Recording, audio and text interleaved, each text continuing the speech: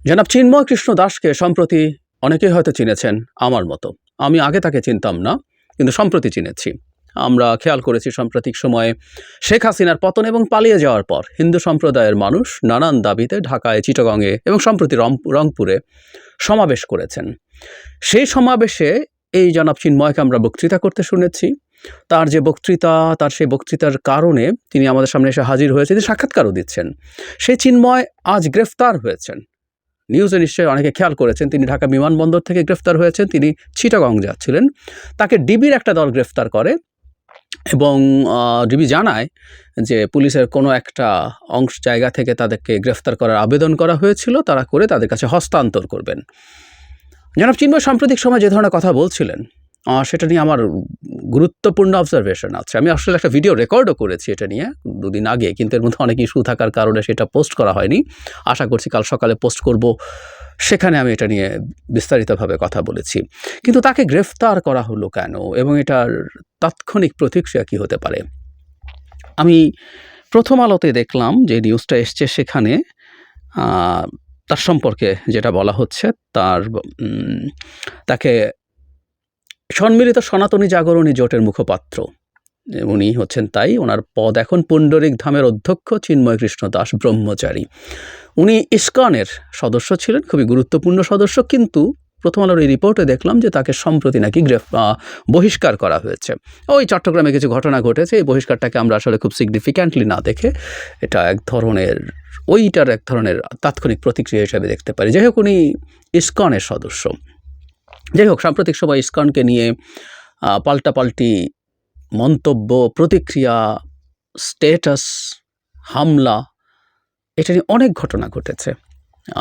সেই প্রেক্ষাপটে তিনি খুবই আলোচিত। এবং যখন একজন হিন্দু নেতাকে গ্রেফতার করা হয় এভাবে, মানে হিন্দু নেতা কথাটা এই কারণে বলছি, তিনি ইসকন মোটেও হিন্দু ধর্মের কোনো বিষয় না, এটা একটা সাংস্কৃতিক সংগঠন হিসেবে তারা দেখানোর চেষ্টা করে। এবং এটা মূলত আসলে একটা হিন্দুত্ববাদী, মানে হিন্দু ধর্ম আর হিন্দুত্ববাদ ডিফারেন্ট জিনিস, আমরা এটা জানি।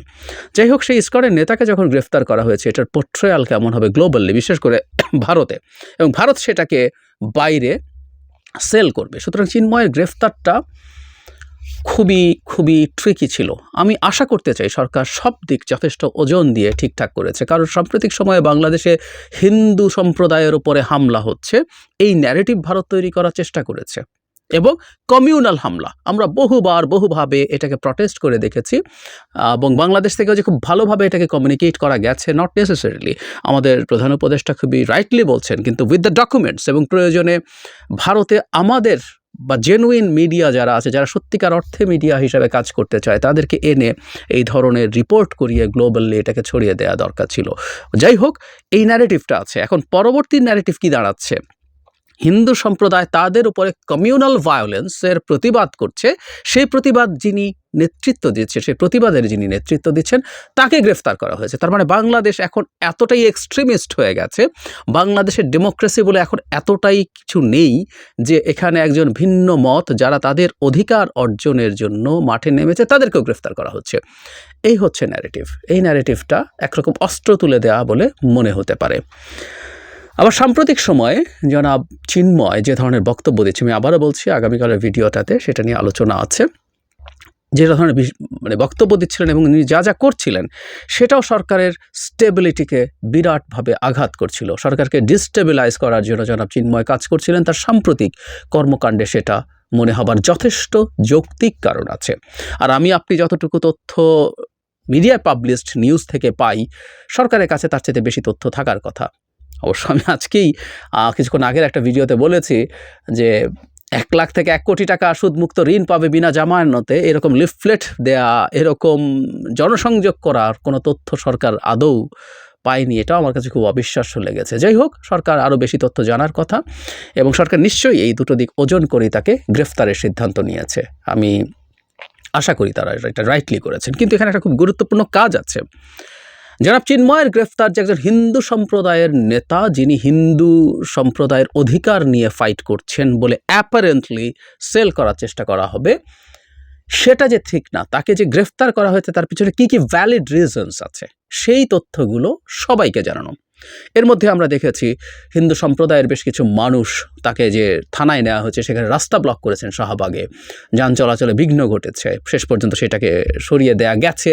হিন্দু বৌদ্ধ খ্রিস্টান ঐক্য পরিষদ ইনস্ট্যান্টলি এটা নিয়ে বিবৃতি দিয়েছেন। মানে আমি এটাও খুব অবাক হই, শুধু এখন তাদের সম্প্রদায়ের একজন মানুষ, তাদের যে পরিষদ আসে সেখানকার অন্তর্ভুক্ত একটা ধর্মের পরিষদের একজন মানুষ গ্রেফতার হয়েছেন, সেটার জন্য ইনস্ট্যান্টলি স্ট্যাটাস দিয়ে দেবেন। সেটা জানার আগে তাদের উচিত ছিল সরকারের সাথে আলোচনা করে বোঝার চেষ্টা করা সরকার তাদেরকে কি জানাচ্ছে।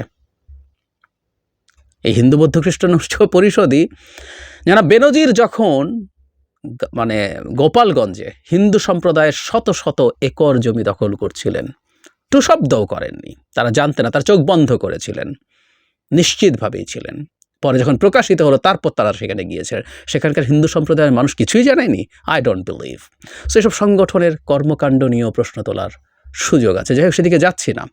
সরকারের আসলে উচিত হবে টু কমিউনিকেট। আমাদের হিন্দু সম্প্রদায়ের অন্য মানুষ যারা আছেন, পরবর্তী পর্যায়ের নেতা যারা আছেন, তাদের সাথে বসা, তাদের সাথে কথা বলা, কমিউনিটিতে মানুষকে পাঠানো, সাধারণ মানুষ, মাঝারি পর্যায়ে যারা আছে নেতৃত্বের, বা এমনকি জাস্ট একেবারে একজন হিন্দু সম্প্রদায়ের মানুষ যিনি কোনো সংগঠনেও নেই, তাদের সাথে যোগাযোগ বৃদ্ধি করার চেষ্টা করা যে কোন গ্রাউন্ডে জনাব চিন্ময়কে গ্রেফতার করা হয়েছে। কারণ শুধু ঢাকা ইনস্ট্যান্ট এই যে তাদের জমায়েত হওয়ার চেষ্টা তা না, এটাকে কেন্দ্র করে আরও বিভিন্নভাবে তাদের জমায়েত ছড়িয়ে দেওয়ার চেষ্টা হতে পারে, এবং প্রতিটা জমায়েত হওয়ার চেষ্টা মানে এর মধ্যে স্যাবোটাজের প্ল্যান থাকতে পারে। হিন্দু সম্প্রদায়কে কেন্দ্র করে বাংলাদেশে একটা হিন্দু কার্ড খেলার সম্ভাবনা আমি দেখছি। কার্ডে খেলা শুরু হয়ে গেছে, কিন্তু মূল কার্ডগুলো এখনও ফেলা হয়নি। সরকারকে এই ব্যাপারগুলো খুব সতর্কতার সাথে ভাবা দরকার, খুব সতর্কতাভাবে ডিল করা দরকার। সরকার খুবই ঝামেলায় আছে বিভিন্ন দিকে, বুঝতে পারছি, কিন্তু হিন্দু ইস্যুটা, হিন্দু সম্প্রদায়ের উপরে অত্যাচার নিপীড়নের তথাকথিত যে অভিযোগ এবং তার প্রতিক্রিয়া যা যা ঘটছে, সরকারকে এই ব্যাপারগুলো খুব সফিস্টিকেটেড ওয়েতে, ইন্টেলিজেন্টলি, ব্রিলিয়ান্টলি, সহনশীলতার সাথে, যেটা সবচেয়ে জরুরি, ডিল করতে পারতে হবে।